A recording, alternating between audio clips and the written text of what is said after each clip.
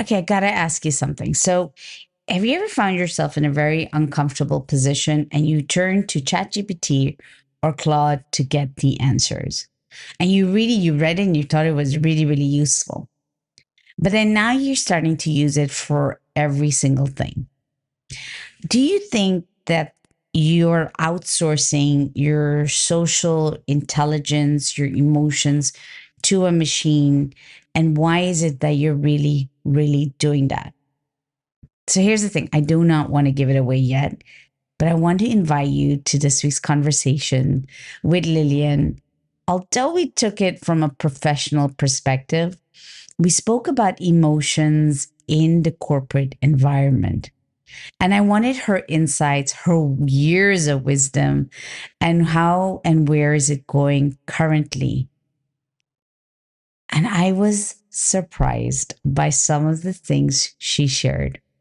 I'm not going to let more than that out of this week's conversation, but I am interested at the end of it all. What are your thoughts around it? And before we dive in, be sure you've hit subscribe and enjoy this week's episode. Introduce who you are. People are messy. We are not methodologies. We're not checklists. No. And yet, we are so in love with efficiency. Yes. Okay. So I just don't know where to start this unpacking. First, tell me, how long have you been doing change management? Because I think that would give us some context to why we're talking about, our messiness. Yeah. I've been doing it formally with a methodology for 10 plus years now. Okay. A little over 10 years. But I've been doing it my whole career. So that's 35 plus years. It just didn't have that name back then, when I started to realize that, hey, asking my team to do something and having them struggle with change that I was trying to introduce or that the company was trying to introduce, I didn't know that it had a name. I thought that the name was having stress. I thought that the name was you need a leadership training. I thought that the name was better project management. So it's been a while that I've been fascinated with our capability to endure change at the speed that is now required from us. I find it so ironic. I almost think that sometimes my podcasts start preparing me before we get on these calls. And not many people know that sometimes we get on these calls and they're not going to go according to our conversations, right? And so over the weekend, I was at a panel discussion at Halt University here in Dubai. And it was fascinating, this panel discussion. And one of the things that, we weren't really talking about it. I feel like we were avoiding it, which was about speed. AI is doing this and AI has been doing that. And the confusion between predictive and generative AI, because I think that does play a difference in change as well. And so we were going through these conversations, and the only thing that really struck out for me is what you're saying. The speed that tech is coming out with, and the speed for us to keep up, I almost feel like I'm being forced to keep up, but I do not see the benefits of efficiency. Being faster is better. Mm-hmm. And a couple of days prior to that, I saw another panel discussion. How does AI role be in everyday's business conversations? And again, it was like, from a business perspective, everyone's like, oh my God, it's going to save so much time and it's going to save cost. And I was like, you're almost making people feel like they have no significance. So what does that really do in change management? So you're talking about this, and I need you to really break this down, because you're defining change management in one way, and today you're saying it's going into another way. Please enlighten someone like me who doesn't know that much.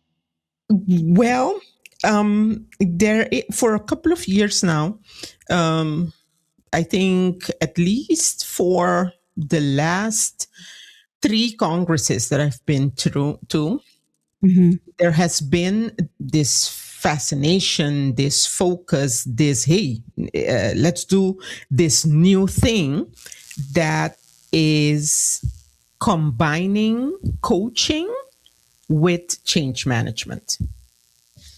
Now, if you think Okay. about it, it's ironic that we think that that is new, that we're doing something new, and that this is what we're bringing in. Because if change management is about people, haven't Mm-hmm. we been coaching all along? Why is introducing coaching something new? Why is introducing coaching something that is, hey, you need to pay attention to this? This is something that you need to do. Hey, let's add it to the checklist. It should have been there from the get go, because you're dealing with, again, the whole premise of change management was the people side of a project, the people side of a transition, the people side of a change. So where does So, the emotions? Okay, I'm trying to imagine a scenario in my head of what mhm, you're trying to share. Like, okay, I'm in there. I thought coaching is, well, I think practically everybody should just do it as a skill. That's my personal opinion, but we're yes. not going to go through that one. Um, so I'm trying to imagine a scenario of change management currently. And you're saying change is methodology, checklist, and people are messy. Mhm. Okay, we're going back to this premise on this one. So, and now they're saying it needs coaching, but who needs coaching and why? I mean, if coaching is always there, I'm like, I don't understand how where the newness is A coaching didn't used to be there. in We change management. No, no. See, and look at your face, which is How? weird, right? No, Exactly. yeah, it's not. I Yeah. cannot. That's why I'm having a hard time trying to maybe understand Hmm. what you're trying to say. Because for me, I mean, I work with unpredictability, uncertainty, and all of that is change. Yes. And I'm not a coach, but I use the skills of it. So to me, how can you not have coaching in a coach, in a company going to change management? It just does this doesn't make sense to me. So I'm having a hard time when you're saying that Hmm. it's new. It doesn't make Yeah. sense.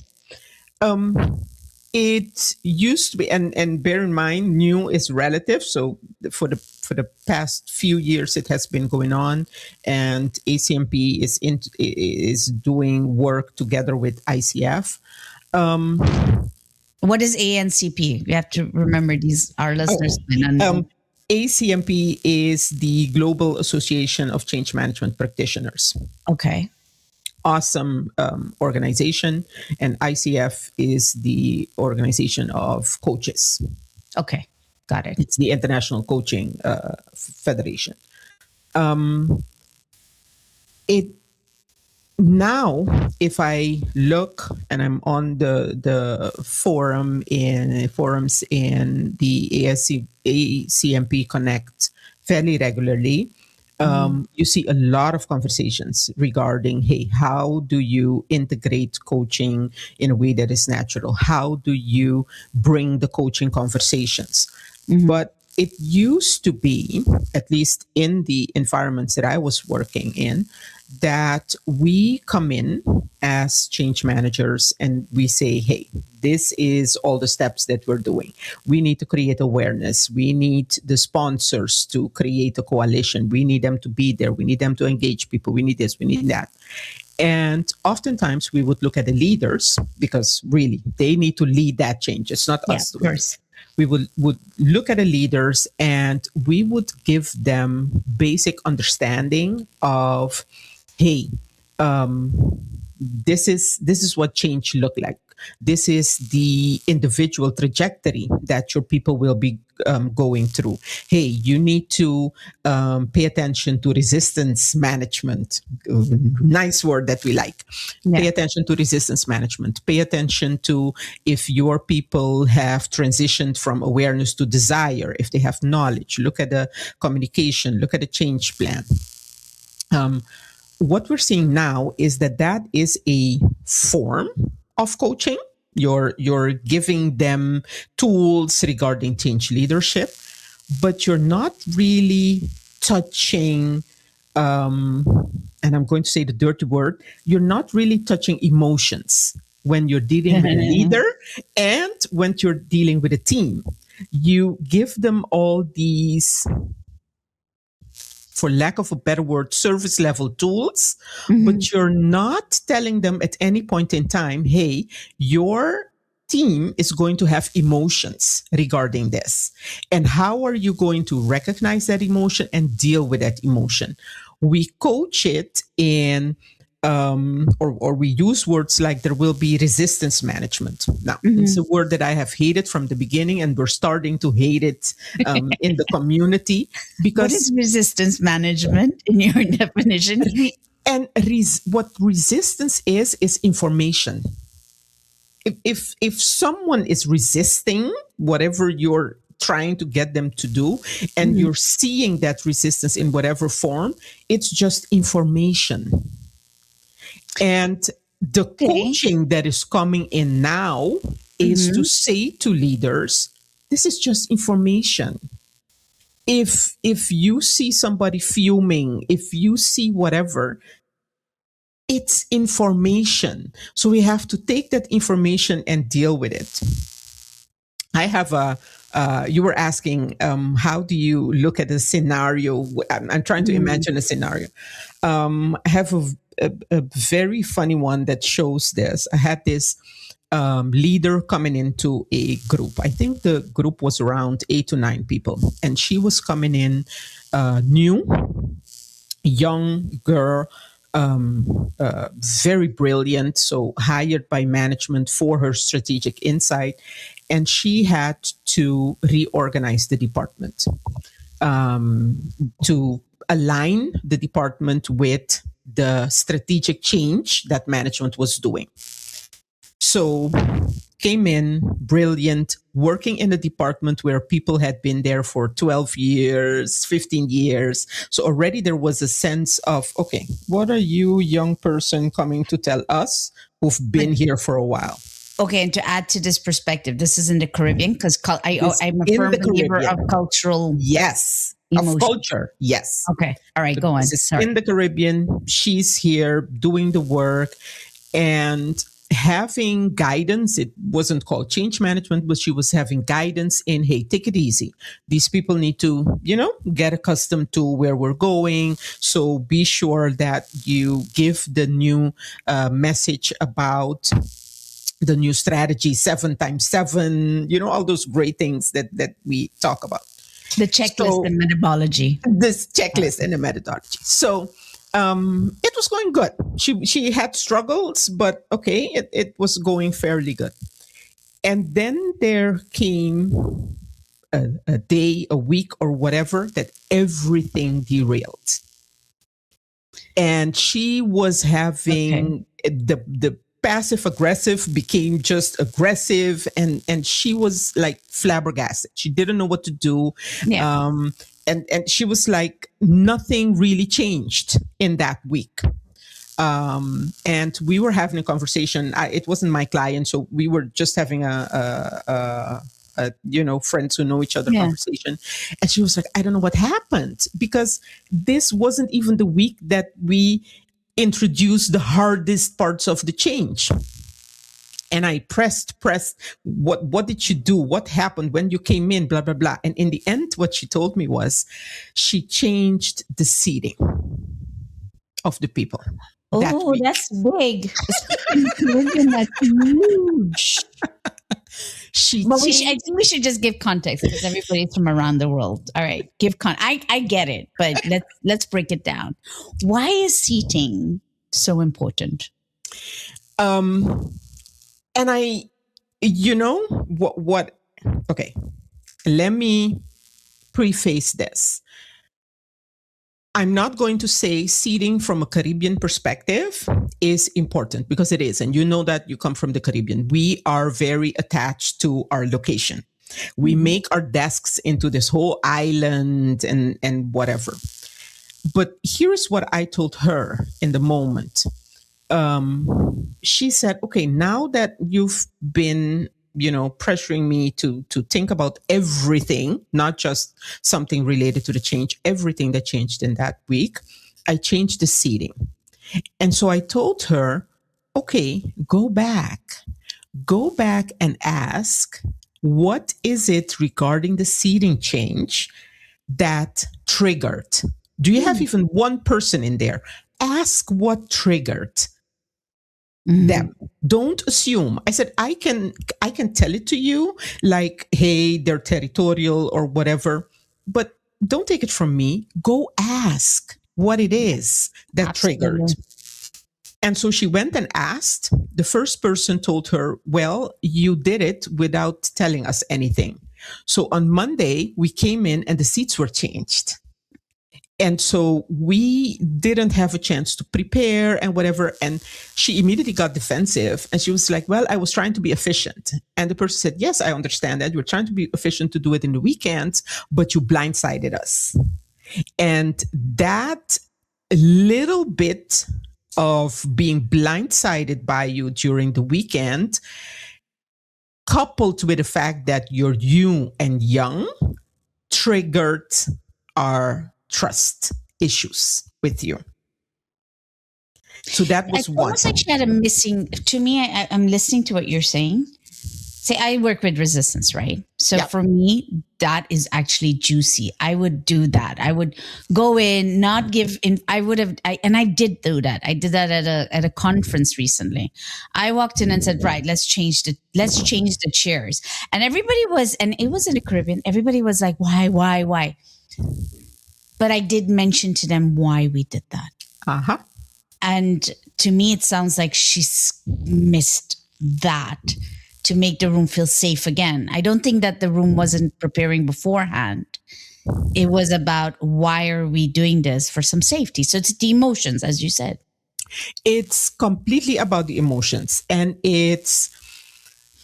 that's why this isn't a checklist, because it's the specific circumstance that you're in.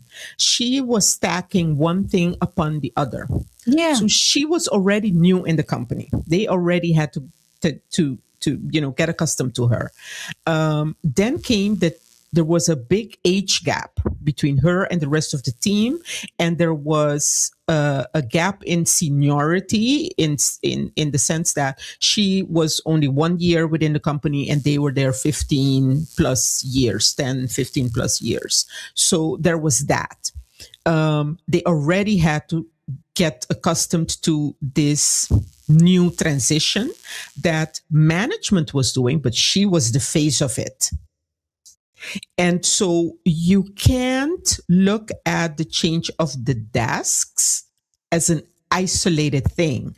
It's stacked on top of all of layers. Yeah. Yes. It is stacked on layers. And that's when it becomes a thing. And that's where it's, you have to take into consideration. But she was a change manager or she was a coach? Because now I'm going back to this where we started. She was just a leader. She was just a leader with advisors that were telling her what she needed to do regarding the transition, what she needed to do regarding the strategy. So was it this in her mind, a change of seat? Not important. Totally not important. Didn't have anything to do with the strategy, with the transition or anything. But she also missed it. It goes back to what you were saying, like, people are messy. Yes. Right. So what I'm getting from this is like, people are messy because the change is actually in the nuances. Yes. And I'm a big advocate of this. I tell people, please pause. I'm about strategically pausing here. Yes. Because you need to read the room. I don't care how much AI and technology is going to come in. if you fundamentally go back to efficiency and you're trying to be efficient, but you can't read the room, you're not efficient. Actually, you're wasting money, to be honest. But, Yeah. because Yeah. at the end of the day, profitability, right? Yeah. So you said, okay, I get it. So this was a leader who missed the opportunity. And then I remember just a while back, you said coaching is new to change management. So where in this does coaching have to be? Why was coaching missing from this when it was always should have been there from the beginning? If she, because we don't think it's important. We think that if we tell leaders the steps that they need to take, if we tell them the communication plan, if we tell them the stakeholder heat map, if we tell them about the possible risks and how to manage those, that's enough. We don't Checks, tell check, the checks and methodologies. checklist. Yes. We don't equip our leaders to, exactly like you said, hey, pause. When you see emotion, and in this case, she saw a team become frustrated, and in her mind, it was from day one to day two, like seemingly out of the blue.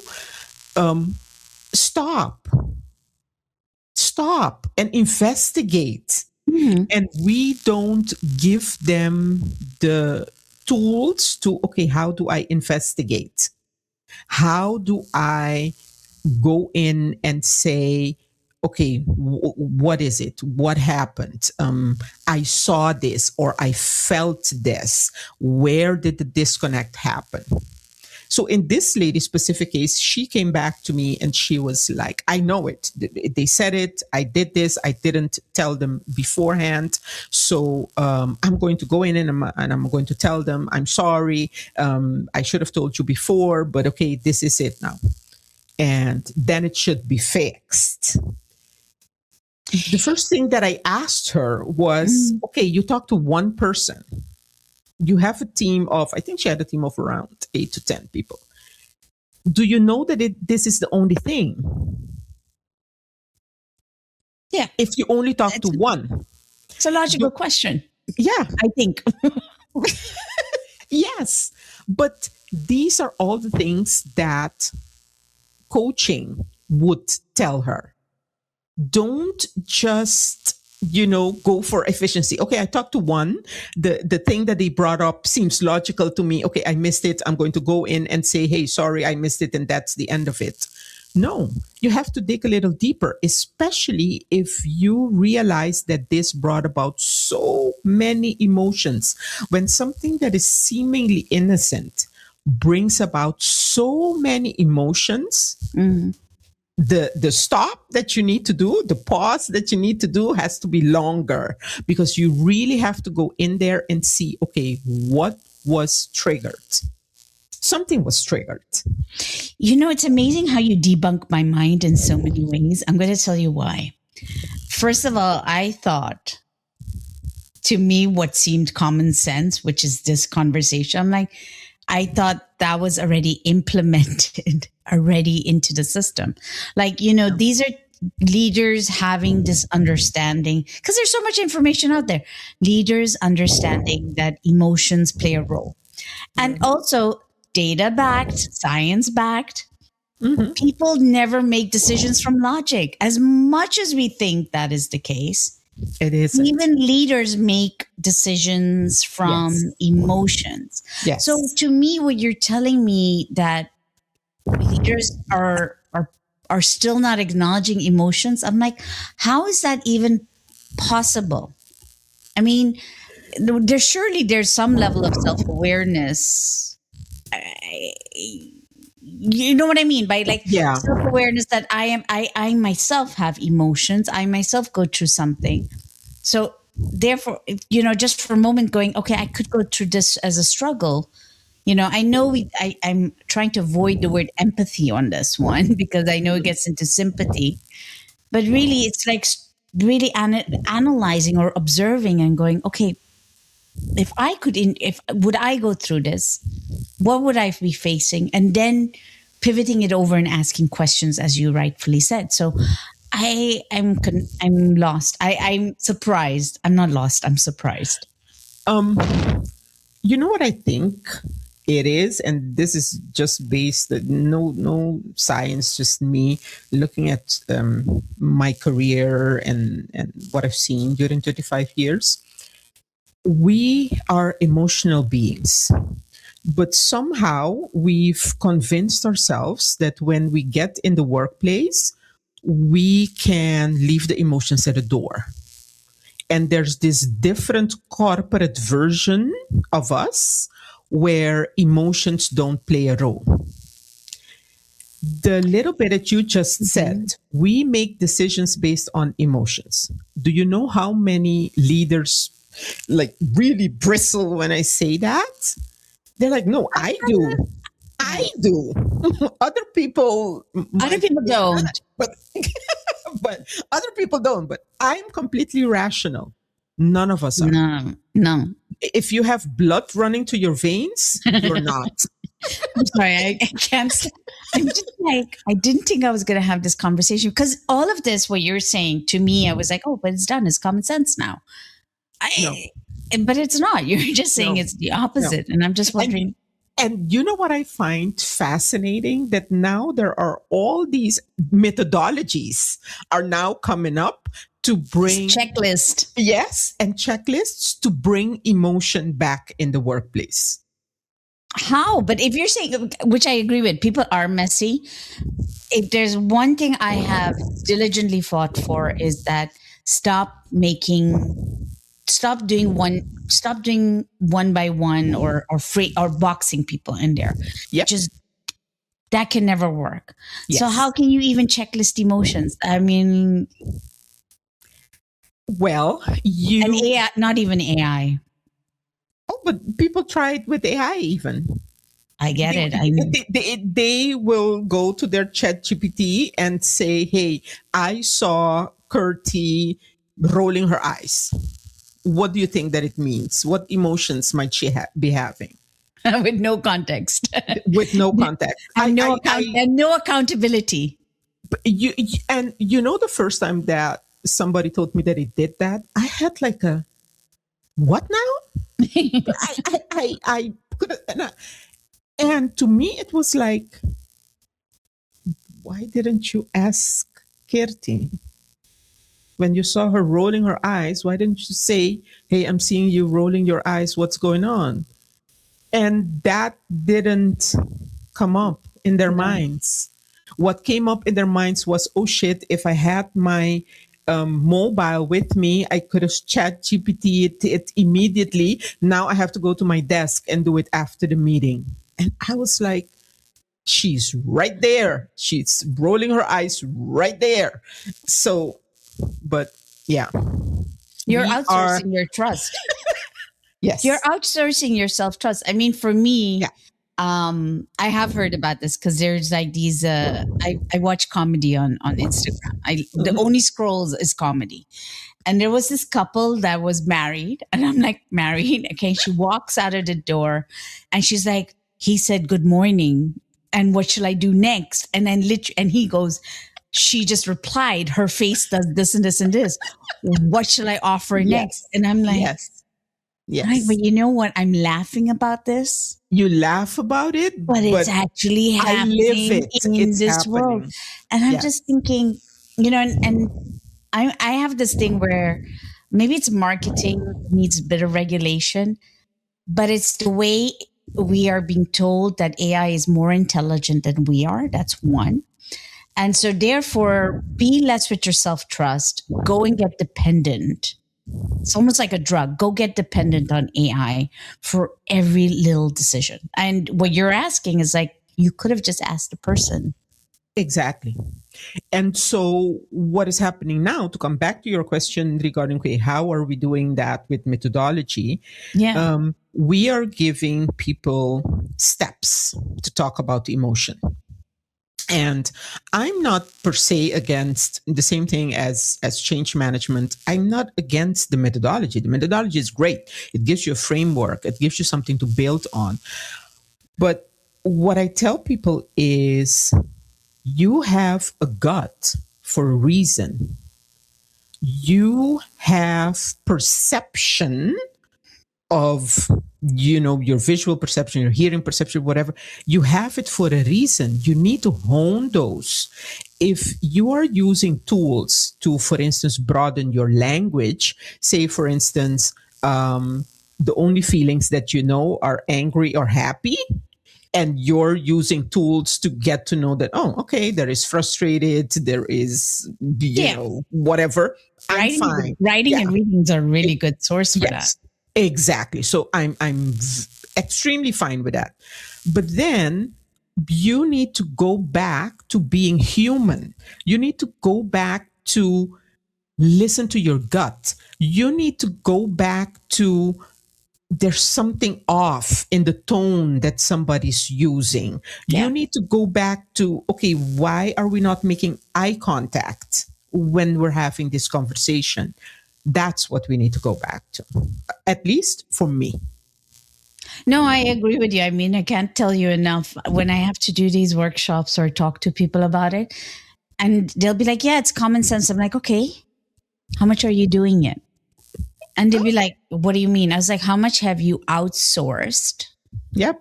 your confusion, your dilemma to somebody to give it to you efficiently, fast, but you haven't implemented it? Because when you get to face somebody, it's a different thing. I'll give you an example. Before last year, AR and VR, so augmented reality, Yes. virtual reality. Oh, Kirti, public speaking, we can do it with augmented reality and virtual reality. And I'm like, okay, but it's still not the same because to some degree, you're able to control yours mentally. You're able to control yourself, knowing that that is fake. But when it's real, you have less control over it. And actually, that's where the issue is that you haven't been able to regulate yourself maturely with your emotions. I don't think it's about emotional regulation, but maturing your relationship with it. Yep. And I thought that was just I didn't think it was at a leadership level. I didn't. Yeah. I honestly thought leaders would have understood, because you've broken maybe a bias or an assumption that you have the position you do because you are able to see the bigger picture.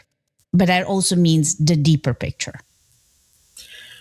Well, okay. Think about everything that we've been talking about. The higher up leaders come, the more it's about efficiency. And Okay. we have now conditioned ourselves that whenever we think about efficiency, we equate it with being as less human as possible. So efficiency takes the land. Leaders very high up tend to think, okay, if something is efficient, there's no emotion involved. If something is efficient, we've automated it as much as possible. If something is efficient, it's happening without communication. While that's not the case, it's not a correlation, but it is an assumption that lives. And so I get high up. I want to think, hey, things are happening as efficient as possible. Going into the emotions of Lillian isn't efficient. I want to just tell her, hey, if we keep it to change, hey, this is the transition that I want to happen. We're at A, I want to be at B. Tell me when you're at B. And what then I will try to do is not tell you anything that stands in the way of getting to B. I try to just give you milestones of, hey, we're now 1 kilometer away from B. We're now, so many paces away from B. And that's it. And everybody tries to ignore that the path from A to B is through emotions of the people who have to execute it. Yeah. Yeah. I mean, there are a couple of things that are floating through my mind. I agree. I can now, I understand where you get at, where leadership will say, okay, I want it to be efficient. But to me, efficient can also by having one conversation, the right kind of, not right, but by right, I mean a purposeful, valuable, purpose driven conversation, asking the questions you may not want to ask can actually save you a heck of a lot of time than that big mistake you're going to make, costly mistake you're going to make. I needed to get a new product for it in the place of it because I was doing this change and I am now behind my deadline. Yeah. I completely agree with you. But it's in the perception. The perception that it would be time consuming. And I think, and I do a disservice to leaders when I just say this without any type of context. What is also happening is that we don't talk about emotions enough in the workplace. And enough for me is not talking about emotion every day, all day. For me, enough is talking about emotions at the moments where it's required. Yes. And then it can be a 1 minute conversation.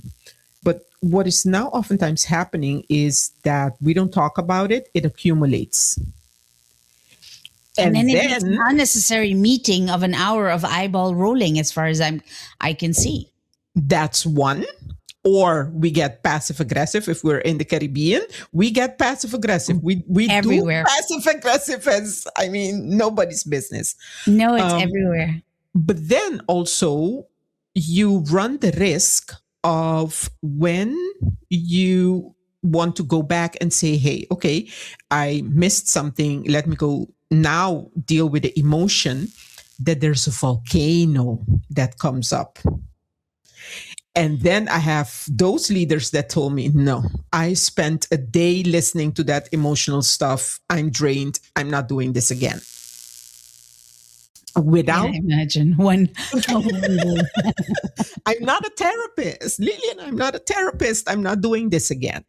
But I do understand one thing, and I've had a gripe with this, is the word therapist, right? I think sometimes we've associated emotions, or it's been sold. It goes back to marketing.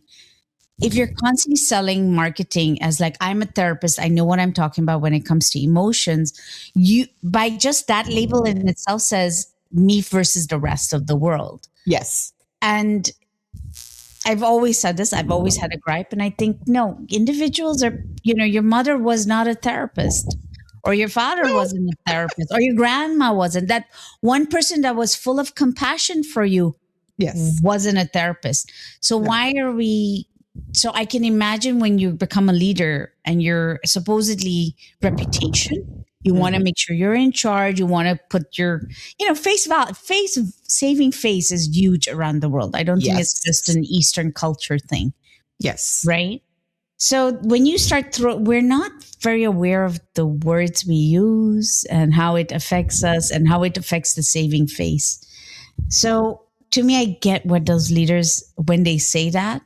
I also agree with you on, we don't talk about it enough, but more than that, it's at the right moment.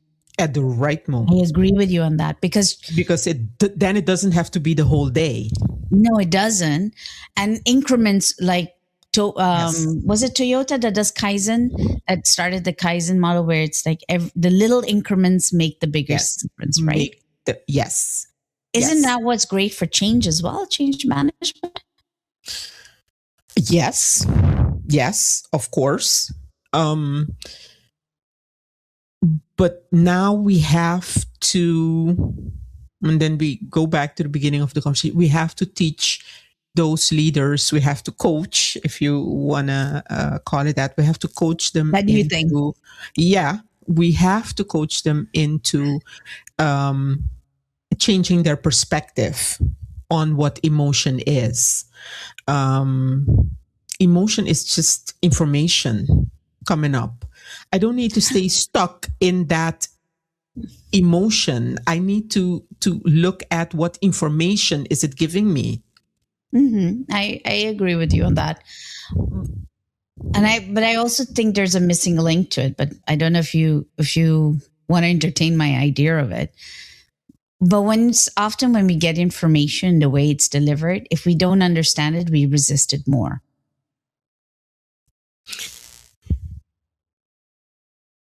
It comes down to articulation. I agree with you. The only nuance that I would put there is if we don't realize that it's just coming from a different perspective than ours. Oftentimes we think that our perspective of the world, that's it. That's the way that the world works. The 80% emotional side of seeing things, you mean? Yeah. So lens, okay. What rather than saying I'm not understanding somebody, or I don't agree with somebody, I always try to look at it, okay, I might be looking at this from a different perspective. Help me to shift to where you are looking at it from. Because if I can shift, then number one, it's not right or wrong what you're saying. It's just coming from a different era. And then I can shift my understanding. Sometimes not understanding somebody, it's not understanding where they're coming from. It's not understanding the perspective that they're taking. Yeah. And to that, I agree with you with that, because it's, if you don't, that's why I use the word understanding, because information, I think of it as the corporate jargon. You know, when I have to write corporate writing, I hate it because I don't like it. I'm just like, that is just not me. Why do we need corporate jargon? Because, you know, I have to type it out and I'll see big words that mean nothing. Yeah. And to me, that reflects how you treat people inside a company. Yes. Whereas if you just simplified it, had a conversation that's purpose driven, you'd probably save a shitload of money. Excuse me for saying the word shit in this, but I you know what I mean? And so, but it happens because when you have conversations that are not jargony, or like Zoom, I was going to say it in Dutch, like this is how it's supposed to be. You actually save you save time, you save money, you save energy, you reduce burnouts. I'm pretty sure you reduce those burnouts and you get things done. Why then? Why? And now moving into AI also, and you're using AI is going to pick up the same jargon. People are going to spend more time on it because they have to decipher it. And so you're going to get irritated by it. And then you're going to deliver that to your leader.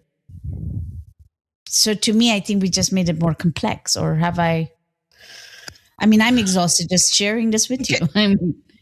And I would be the wrong person to have this conversation with, because I have, when leaders tell me, okay, my team feels off in a change management setting,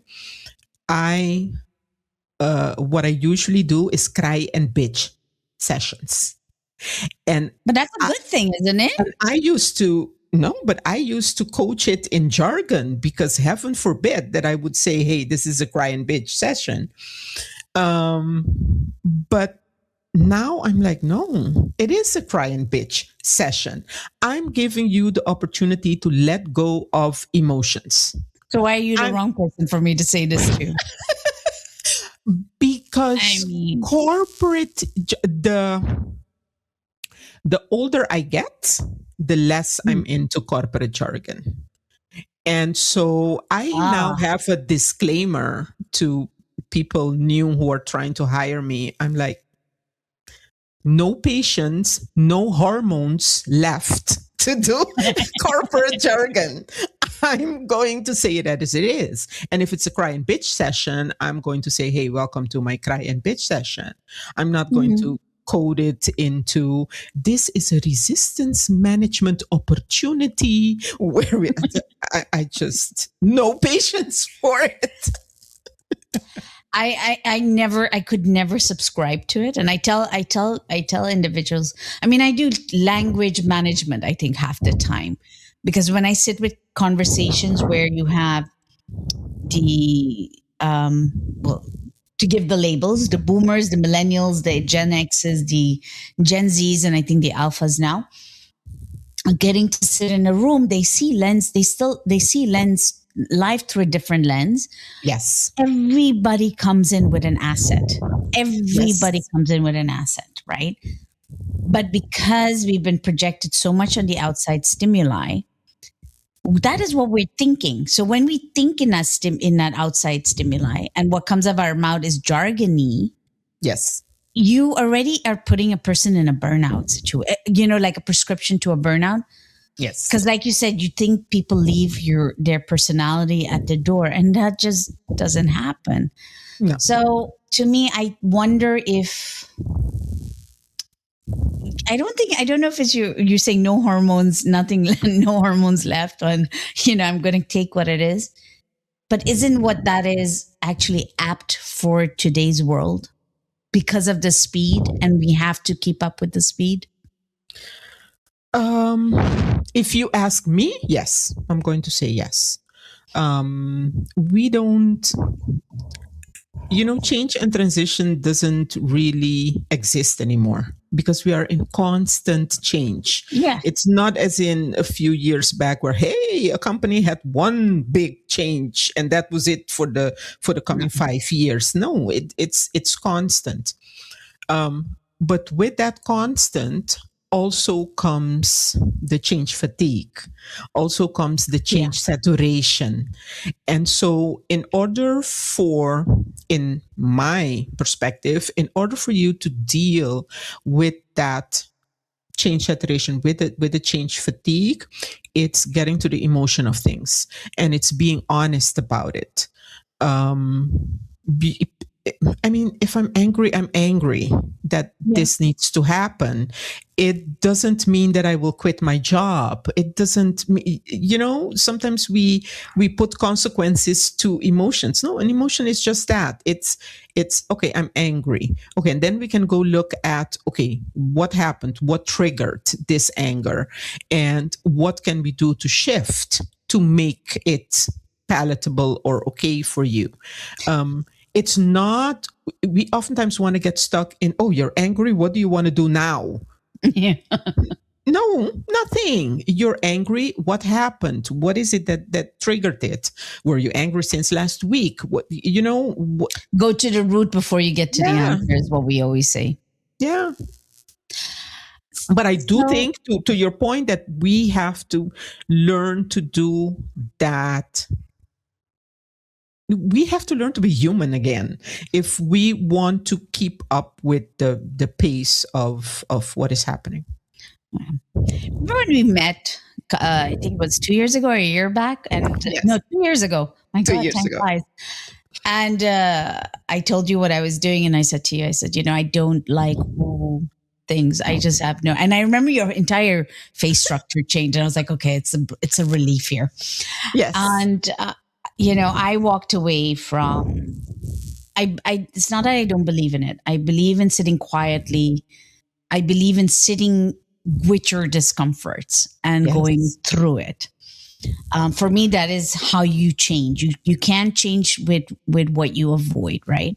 Yes. And in that moment, I remember thinking to myself, and I remember speaking to you about it, that there is so much money chucked at well-being, like mindfulness and meditation and yoga. And at one point, I remember thinking, well, that would be really good in organizations, but I think it was too on the extreme. And the Mhm. same thing I saw with diversity. Diversity was just being boxed to the point that everybody, all it just felt like is more suppression, more suppression. Hmm. You can't say this, you can't say that, because Yes. corporate jargon and seeing yourself inside, they don't match. Yes. And I landed up last year speaking to somebody, and they said, "Can you give a course on microaggression?" And I was completely, this was in a government section. I was like, Yes. "You want me to give a workshop on microaggression?" Okay. And they were like, "Is there anything you can do about mindfulness?" And I said, "I'm not going to do anything about mindfulness, because I think it comes down to what you're saying. If I cannot get to the root of my anger, but you want me to change it fast, I'm going to keep being angry. And no matter how much Yes. you throw mindfulness or meditation to it, it's Yes. not a solution. It's a Yep. tool, as far as I'm concerned. It's just a tool."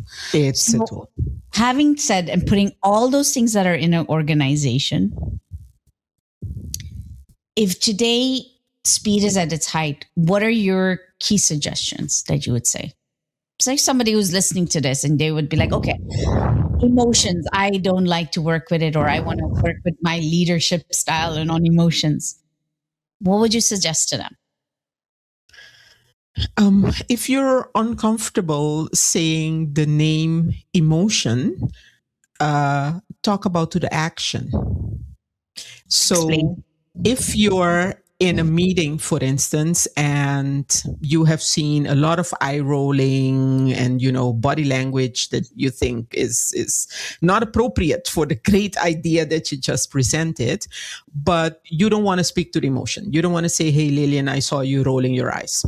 Mhm. Um, then talk to the action. You can ask, what will be discussed at a water cooler regarding this meeting after the meeting? Do you still have water coolers over there? What? Well, I mean, hey, water cooler, coffee machine, whatever is appropriate. Yeah. Okay, so all right, that would be one question. What else? If you are, and this one, I was just in a session with um, a couple of junior managers, and I asked them. We were talking about, hey, they need to coach their people, and I asked them, okay, what will you do Mhm. if the urge comes up to kill one of your team members? Okay. All right. Yep. So and see you laughing. Laughter is great, by the way. Oh, I 100% agree. I'm like, hands up. Yeah, because what happens when you speak to the action, and when you speak to the action, it's speaking to the outrageous. When you're asking people, okay, how will this meeting be discussed in WhatsApp after Yeah. this meeting? Everybody will be like, because it's okay, we're acknowledging that this will Yeah. happen. When I say, what do you do when you feel like killing your team member? We laugh, but yes, you've had vision of strangling them to death. Yeah. But that then opens the door to not name the emotion, but talk about what is triggering it Yeah. without you having to have said. And again, to come back to, we don't need to beat the emotion to death. We want to come to the root cause of, okay, why? Yeah. So if you're uncomfortable naming that, I would say talk to the action. I like that one. Talk to the action.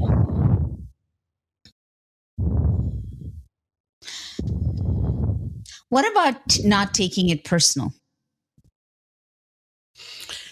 Um, Not taking it personal is professional maturity.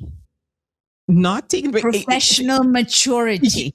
yes. I'm learning a lot of new jargon words here. My vocabulary is just expanded. Okay. Professional maturity. Not taking things personally in the corporate world is when you have learned that things are not about you. I think things like this are obvious, isn't it? No. No. Oftentimes we get to a position and we think that we are the position. It is about us. No, you're not in the position. You're temporarily on the seat, and not even with Gorilla Glue. Sorry. So Like, I need to start writing a whole list of new words that I'm learning today. You know, yeah. I mean, and when you realize that, whatever a team member says to you, whatever anybody says to you, Mhm. it just is. It isn't a reflection on me. Even if you're saying, Lillian, you effed up. Yes, in my position in the moment with whatever I was doing, with decision making I was taking, that's not, my effing up is not a definition of who I am. It's not the definition of me as a mother, as a wife, or friend, or Yeah. whatever. It's me effing up in the position that I am with the decision that I took in that moment. Yes, I F up on a daily basis, and then I course correct. Is this why a lot of leaders, maybe it's a lot of female leaders in particular, I notice, when they leave their job, they still walk with that lens so much into their lives, they don't know how to be without it. It's probably a part of it. So they make it part of their, but then it goes against that thing where you say, okay, you leave your identity at the door, apparently, when you go into the professional. But then when you're in it, you then become it. To when you leave it, you don't know how to unbecome it. Mm-hmm. So you're going to take it personal then, isn't it? If that's the way that you're doing it, yes, by all means. So what's another way of doing it? Because wouldn't that, the reason why I say that is, wouldn't that help them when let's say you're coming in, you're giving them the suggestion, you're walking them through the whole change that is arriving, and like you said, it's now change is constant, Mm-hmm. and that you don't want them to get to like, you're being too emotional, Mm-hmm. but to now redefine that person, not taking it personal on either sides. Like, you can't leave it at the door, but you can't become it either. Mm-hmm. What would be the other way for them then? That's where we do a lot of work on the leader themselves. How are they perceiving the change? What are the emotions that they are having regarding it? One of the things that early on in starting with formally with change management that I had as a base is, nobody can lead anybody through a change that they haven't accepted and assimilated themselves first. Oh, absolutely. That's a great Well, point. yeah, it sounds like basic, but it oftentimes doesn't happen. So then we come to, hey, okay, where are you? Are you okay? Are you comfortable? Because otherwise that will show up.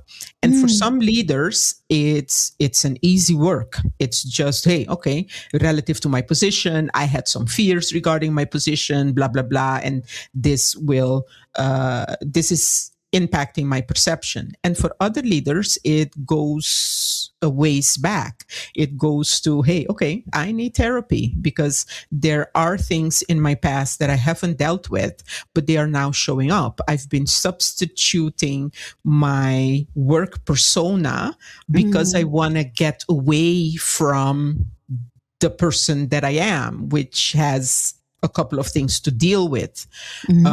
Yes, that I can't help you with, but oftentimes when we talk about it, then they realize that, hey, there is some unresolved work that I need to do there, because otherwise this will keep hitting me. So now, what is your stance about the new coaching that's coming into change management? Oh, I applaud it. Yeah. But haven't you been really doing that all this time, though? As far as to me, whenever I speak to you, I feel like you're already doing it. Yes, of course, because I don't know of any other way to assist my leaders, support them in doing this effectively without going there. Yeah.